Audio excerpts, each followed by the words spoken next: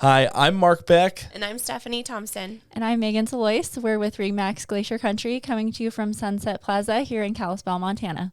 And this is Selling Montana, a podcast about business, entrepreneurship, and real estate. And we have a great guest with us today, Micah Hill, Superintendent of Kalispell School District. I'm a little intimidated because he used to be my vice principal, right? Yes. Yeah, we just figured that used out. to be. And mine. I was like, how do I recognize this man? Tell us how bad Mark was. I'm just kidding. Well, thanks for having me. Of course. Thank you for being here. Thank you. So a lot going on in the school district these days with the influx of people, I would assume. There is a lot going on. I'm going to say over the last 2 years, we've seen probably somewhere between 5 and 7% growth, which doesn't seem that 5 and 7% doesn't seem like a big number, but if you have 6,000 students and you do 5% of that, you're adding 300 kids to a school district, and where are you going to put them? Right. Where we were already busting at the seams before. Where do you put them? Do you have to add desks, chairs every year? Is that kind of? It's complicated, and considering that we have an elementary district that's comprised of 6 elementary schools, and then we have the high school district, which has the 2 high schools, and then Linderman Education Center, which is our alternative high school. And so those 300 students could be spread out over multiple grade levels, K through 12. Mm-hmm. And keeping in mind that we just built Rankin Elementary in 2018 is when that opened, and it is full. Wow. And that was a school for 420 students. Wow. And you can only, I think the state law is you can only have 30 or 31 kids per. It depends on grade level. So kindergarten, first grade is 20. And then it goes to 22. And then by the time they hit 5th grade, it's 30. Yeah. And then at the high school level, they're capped at 30 as well, but it depends on subject area. So like music classes can have more than 30. So if you were in choir in high school, you might have had 60 kids in your class. Yeah. That's true. And that makes sense too. Having a bigger group and band, because you're in a much bigger classroom too when you're in there. So yeah. And if I've seen a lot more, especially in elementary, where there's 2 teachers to 1 classroom, and then there's more kids, essentially a couple more kids. We do have situations where what we call a super classroom. So depending on what enrollment looks like, you might have, say, 35 4th graders and 40 5th graders, and then we can combine 2 classrooms. So you get a super, and so we'll put maybe 40 kids into a class, and then have 2 teachers between those 40 kids. So, and so then kids would have the potential to loop with a teacher. So I might be in 4th grade with Mrs. and Mrs. Smith, and then 5th grade I would repeat that class. Oh wow. Okay. Okay. 40 kids, that's a lot. I wouldn't wish it on anybody. No. That was really so intimidating. the teachers that volunteer to do that are saints. No kidding. Oh, man. So, Meghan and I went to Glacier. Speaking of Glacier, do you spend much time there these days? I don't spend a lot of time there, but I'm frequently in all of our schools. Okay. So where is your office then? My office is located above the county library. The school district actually owns the library building, and we lease the library portion to the county, and then we're on the 3rd floor, and all of our central offices are up there. So our business department, special education, assistant superintendents, my office, what else? IT. So we have a group of about 20 people that work in the central office. So how does that exactly work then? The compartmentalization, is that a state employee? Is the school district the state, or is it federal? School district is state. Okay, but it gets federal funding. We get federal, state, and local. Federal, state, and local funding. Okay. So the school district's funding for owning the building, or essentially the state owns the building. They own the real estate. No, the school district actually owns the school. So it's purchased with taxpayer dollars, but the school district is the owner. So we can buy and sell our real estate that we own. And it's complicated. There's processes and laws that govern how you do that, and declaring property surplus and those kind of things. Yes, and you obviously you pay no taxes on your property. You don't pay property tax. Technically, no, but we actually do. they're like, we aren't exempt from like, and just as an example, we bought a piece of property in Old Schoolhouse Loop, which is south of town by the FedEx building, and we're building a maintenance and transportation building. We have an obligation to still pay like the special improvement district assessments on those and things like that. Okay. Yeah, that's something that we run into as SIDs, special improvement districts, from time to time. If you've sold, I've sold property in the downtown Whitefish area, commercial property before, and there's an SID for the parking lot, right? Yeah. For the parking complex still. Right. And I might be wrong. It might not be still. It's been a couple of years since I've done a deal there, but it's interesting how those essentially they get passed on, or they can get prorated. That's actually a point. It used to be always a point of negotiation, was who's going to pay the SIDs and how much and up into what point in a transaction. Yep. And sometimes they're minuscule, but sometimes if it's a big enough property, they can be pretty hefty annually. Yeah, and I don't remember what the exact amount was, because those, I think on that development, it started like 10 years ago, and when we bought, there was probably 5 years left of assessment on it. So, but it was pretty significant when the city's putting services that far south, and it's kind of a little island of city-owned property, or part of the city of Kalispell. Yeah, serviced property. It's interesting though. My dad is a superintendent too. We were talking about that, and he's retiring after the summer. But they have started acquiring down in White Sulphur Springs different housing for teachers, but they have to do the whole real estate process just like if you own it. They put in a buy, sell the same, because they're essentially owning it. But have you guys ever talked about that as a school district, that you might have to acquire in the future some housing for teachers? Yeah, we've talked about it a little bit. And obviously one of our challenges being, essentially state employees is, we can't compete with the private sector in terms of salaries and benefits and those kind of things. And so when we look at the Flathead Valley and you start seeing the median home price is, upwards of $500,000, $600,000, and probably a third to a half of our employees are what we referred to as classified employees. So these are people who work in our food service. There are bus drivers, there are custodians, our maintenance engineers, and really the backbone of the district from an operational standpoint, but their wages are pretty low. We just did a pretty significant market adjustment, for what we thought we could afford, but you still have employees who are starting at $14, $15 an hour. And then you start looking at the housing and it's so hard unless someone already lives here and is established, being able to bring on new people, bring on new people. So we've had that conversation.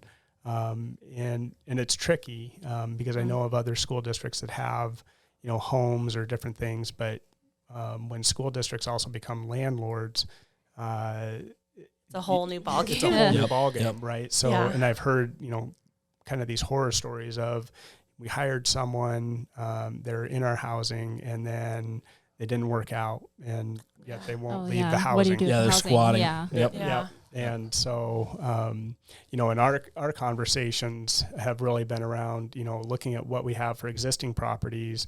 Would it be possible to partner with a developer, with an architect firm, with someone who would want to actually develop it, be the landlord, kind of, take on the management of it. I definitely don't want to be a landlord. On top of being superintendent. Why not? Property management is its whole other segment on its own. Yes, it is. And like you said, all the places that have houses in Montana, those houses are like $200,000 or less. Yeah. So those school districts have much more affordable real estate. Yeah. So I did want to touch on my old high school. Where are you at capacity wise with that? Is it? Yeah, capacity is an interesting concept, and why I say that is depending on how maybe an architect looks at it or how a community member looks at it, they say, this school was, there's 1,488 lockers at Glacier High School, so we have the capacity for 1,488 students, which in some ways that may be true, but when you look at capacity, you look at it through a programming lens as well. So, for example, probably when you were in high school, there were about 1,100 kids. Sounds about right. Yeah. I graduated in 2009. Yep. So probably right around 1,100, and then we're currently 1,350 to 1,400 students at Glacier High School. But if you remember, there's 2 music rooms. There's a band room and then a choir room that was shared with orchestra. So you have all these kids that are coming in, and you don't have the space, you don't have capacity to add more sections of a class. So if it was like a woodworking class or an engineering class or family consumer science, you don't have any more space. A good example, just, from a core content area, science class, right? They have labs, they have specific requirements that they have to have for ventilation, for chemical storage, all those kind of things. 7 science labs at Glacier High School, and there are 11 teachers. So those 11 teachers share all those spaces, and every period of every day, there's a science class in there. And so if you add a class or you have more kids coming in and you're already at your capacity, 30 students to a class, there's nowhere to put them. Mm-hmm. Mm-hmm. How many kids are going to Glacier now? 1,300 to 1,400 students. Oh, wow. Yeah. So adding 200 students into a building that was built and designed around, 14. specific capacities. Yeah. Right. Yep. Wow. Yeah, that's interesting that they didn't. It's almost as if they didn't anticipate much more growth, because they moved kids over from Flathead because Flathead was full. I never went to Flathead. I was there for 1 year. I was there the last year before they split the schools, and we got to vote on the name and different things. It was fun. But our graduating class, I think, was almost 900. It was over 800, I feel like. Yeah, it was probably in that 700, 600 to 700 range. Because right now, it was the largest class that they'd had graduated from.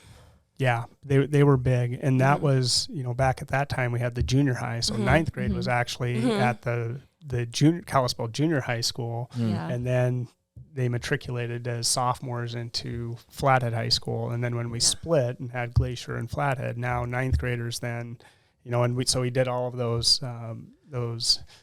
mechanical gyrations to move kids around, right? Our elementary schools were K-6. Yeah. And then we moved 6th grade into the middle school. Okay. And then 7th grade was a standalone building at Linderman. Yeah. Right. Tanner went there for, that's funny. I was principal there for the last 3 years of it. Okay. No way. That's Wow. awesome. I didn't know that. Yeah. So it's, everything, just the growth that we've seen. But, you think about Glacier High School, that was built 16 years ago. Yeah. Don't say that. That's right. So we're coming up on 2 decades.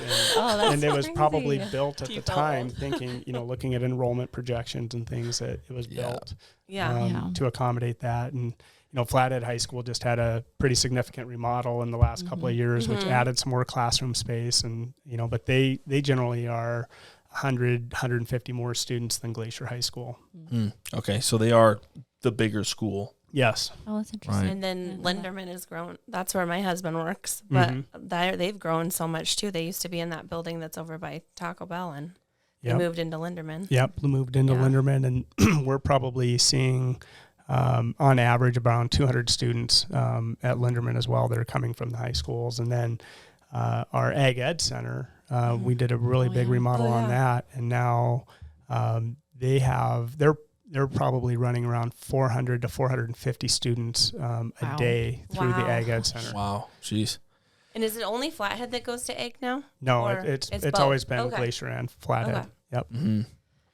Yeah, they had. I didn't enroll in Ag because I don't know. I moved here from Bellingham, Washington, and I was like, "What the heck is Ag?" What? Then I got there and I was like, "Dang, I should have enrolled in Ag. That actually looks pretty fun." Ag is great. Yeah, it is, and it just continues to grow. Sure, their enrollments keep going up, and we keep adding staff out there, and yeah. So obviously, I mean, the growth of Flathead County is not slow. It's not slowing down, and it's definitely not stopping anytime soon. What's the plan? I mean, do you have levies that you're going to need to get passed? Do you have funding that you need for schools? Yeah, the funding side of schools is interesting, and it's complex. But a really easy way to boil it down is that the state legislature a few years back basically got sued by school districts because they said states aren't providing equitable funding for a quality education in Montana. And so through that lawsuit, they came up with a funding formula, and the state said, we will fund 80% of what we've calculated to be your maximum budget. So, and your maximum budget is determined by the number of students that you have in your district.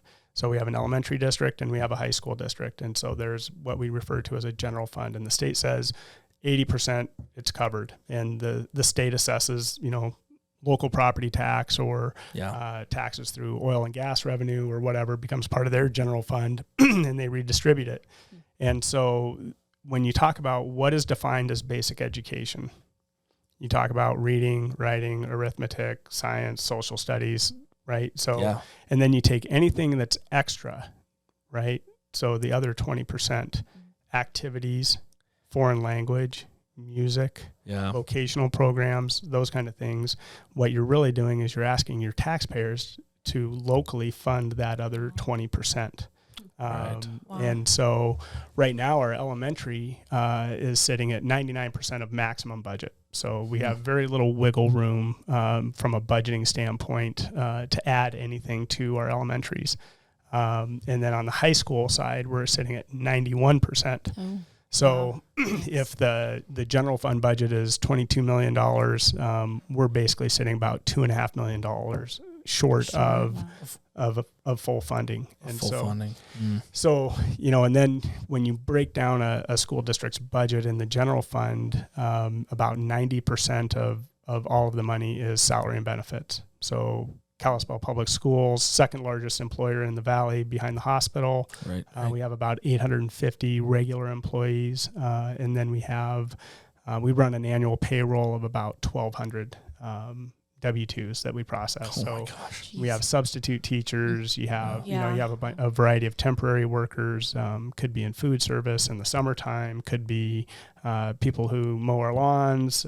Different things like that. So, and so that is levies. What we typically would say is levies are for learning, right? So general fund levies would be things that are permanent levies to a school district's budget. And once they're approved, they're forever. Okay. They don't go away. And then we talk about bonds, and bonds are for building. And those are basically a loan that you're getting. Yep. You're basically getting a 20-year loan. Okay. So Glacier High School, for example, when that bond was passed, I think it was around $40 million. We built Glacier for $35 million. $5 million of it went into Flathead High School. And so taxpayers in our district have been paying off that loan for the last 20 years. So that loan's going to come into maturity in 4 years. It'll be done. But in the meantime, we passed a bond both at the high school and elementary level to build Rankin Elementary. And then we also did the renovations to the Ag Ed Center, Flathead High School, and Linderman. Primarily where those funds were spent. So now you have another 20-year loan on top of that. And so like when I have conversations with people from the community and we're trying to educate people around what does it mean to pass a levy and what does it mean with a bond, I would say our community has been really good about supporting bond issues. Right, we built Glacier High School, we built Rankin, we've done these incredible remodels. We have some of the best facilities in the state. They're amazing. Yeah. Because the high school I came from in Washington State was Bellingham High School downtown. Original, it had to be over 100 years old at that time. And then I came to, and it had been remodeled about a decade before I went there. And when I came to Glacier, it was a brand new school. And I was like, holy crap, this is great. This is great. And so lost my train of thought there. Sorry. Yeah, no. Talking about educating people between the difference between the levy and the bonds. Yeah. And so community has been always very supportive about, hey, we're growing, we need to add a school. They can get behind that. And we're really going to be having conversations from a district level, from a school board level about long-range facility planning. What's next? Do we need to build another elementary school? When I see these huge apartment complexes going up right next door to our schools, and we're thinking, okay, if there's a half a child per unit, there's 100 students that could potentially be coming into our district from just one location. Seeing incredible growth up in the north and west side of town. West Valley has grown like 46% in the last 10 years. That poor school. And so suddenly it's a K-8 district that's 800 students. That's insane. and where are they going to put them? So, and we have a really interesting and what I would say is unique system in Montana where you have 13 elementary districts that feed into the high school district. So Kyla, West Valley, Smith Valley, Evergreen, everybody feeds into our high school district. So when they're experiencing the growth, we're going to experience it. We know it's coming. On the high school side of things. That is interesting. So you're going to school, elementary, middle school, and then you all get converged to the two majors. So obviously new schools are coming down the road. I don't know. I kind of just see a sales tax coming down the road for Montana too. And it's kind of what I've heard a lot of. I know when we had Tony Brockman on, he was kind of talking about that, and they've had conversations in the past about it, and it's never been passed. But I think it's coming. Yeah, I don't know. It's looking at it through a legislative lens. You think, how many representatives does Western Montana have, say in the Senate, right? And you have these really sparsely populated counties, 800 people in an entire county. Versus 100,000 people in the Flathead Valley, and the one vote that we get for the Flathead Valley, Chester County, also gets the same. The same that's true. So I can see why it would be coming up in conversation, and and it's hard when it comes to school district funding. When you think about what's the one time people can actually go to vote to not have their taxes go up. So when you vote for school levies. Right. Because the most recent one didn't pass, right? Wasn't there just a levy we ran a high school levy last year, and it didn't pass, and overwhelmingly, it was like a 60-40 split on that vote. Wow. Do you think people get bonds and levies mixed up, and that's why they've... Well, they do, and it all goes back to the what you pay as a taxpayer. So again, really supportive of building new buildings, but we have to operate them, we have to staff them, we have to put the people in them. And school districts have pretty significant expenses, and keeping in mind 90% goes salary and benefits. We're in a people business, right? We employ people to educate kids and take care of everything, whether it's nurses or school resource officers or mental health therapists or whatever it is. It just takes a lot of people to do that work. And investing in your children's future. They're educated. I mean, they need a living wage, right? They have a certain wage expectation or need, and then plus the cost of living in the Flathead is high. So. And so, it's challenging to explain, how that works. But, people look at their property tax bill and they say, since 2014, the education portion of my taxes have gone up 60%. And I don't disagree with them. I look at my property tax bill too, and I'm like, wow, I put a lot of money, a lot of my tax money goes to schools. But the other part of it too is, and I think about it even from say a real estate perspective is, people want to be here. They recognize that Kalispell Public Schools and the other schools in the Valley are good education systems. We do a really good job with the resources that we have. And you think about the programming that we have, like say at the Ag Ed Center or AP courses or IB courses, concurrent enrollment courses, the breadth and depth of what we're able to offer our students is really unmatched. Absolutely. And we have, and we take pride in hiring quality educators and just, good people who care about kids. And, earlier this year, we're talking about transformational learning. And that's something that's really getting a lot of, I'll say press and support from our legislature. And the idea of transformational learning is that it's kind of like this personalized competency-based approach to education, and something we've talked about for a long time. But when you guys think about when you were in school, right? School starts, right after Labor Day and finishes right around Memorial Day. So you have 180 days. We only do it between the hours of 8 a.m. and 3 p.m. And you need to make sure you have your butt in a chair for 50 minutes in this course for 180 days in order to get your credit, right? Yeah. So you think back to, a course like Earth Science, right? Yep. who said that the only way to get a credit in earth science is if you sit for the 180 days? Why can't there be something? Why couldn't you offer a summer experience course in Glacier Park for 6 weeks? Yeah. Right? There's better we ways. missed out. Yeah.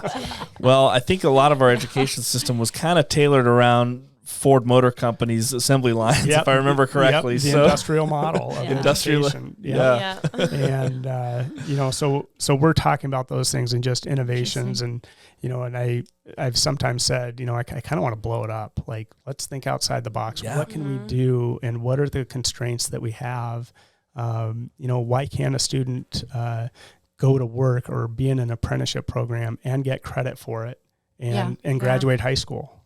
There's no reason they shouldn't be able to. That's probably a bigger education, a better education. That's why I talk. Adding that. A lot of people have a negative light because of when we were in school. It Linderman was called laser or whatever. It was where the bad kids went. Yeah. But I love that style of learning for kids because some kids need that to be able to work a job, or they just learn better in that environment, and it's different, and that sounds amazing. Yeah. It'll really help our kids. Yep. And why does that need to happen just at an alternative school or in a charter school? Why can't it exist everywhere? So, we've kind of got like a 5-year plan for how we want to make that work, but cool.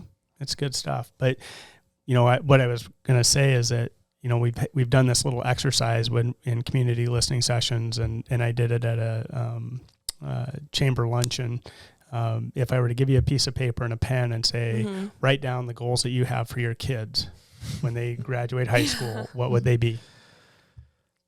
The goals from get a good job. Have great experiences that are going to make them more employable than competitors. Okay. Yeah. Yeah. Life skills.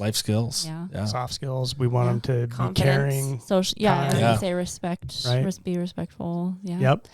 Know how to operate in social groups and Right. Yeah. So without fail, whenever we ask that question, those are the kind of responses we get. Yeah. But then I say, how many of you wrote down, I want my kid to be a 4.0? Or to get into an Ivy League school, or to do any of these other things that we kind of do through education. Yeah. And when you really boil it down to what do your parents want, what do they want for their kids, are we providing that? And it's not that there isn't a place for 4.0 students and getting into Ivy League schools and those kind of things, but at the end of the day, that's not what's really important to us. When I think back on my high school experience and that's what I think of. I'm the one who just kind of got the 3.3 and just kind of skated through school. And I'm I think more about my friends who were the 4.0 and they went on to Notre Dame and, the big, it seems like it was more focused on those kinds of students. So it's interesting. Yeah. Yeah. Yeah. Well, I think we're kind of coming up on the end of our time here, but thank you very much, Micah. Yeah, we appreciate having you. Thank This was you really so much. enlightening. Really enlightening. We want to have you back for sure. Yeah, definitely. Anytime. Thank you. And thank you for all the hard work you do for our schools and our community. I can only imagine all that goes into that. So we appreciate you. It's my honor. Scratch the surface. Thank you. Thank you for watching. Please like this video, subscribe, and share if you would.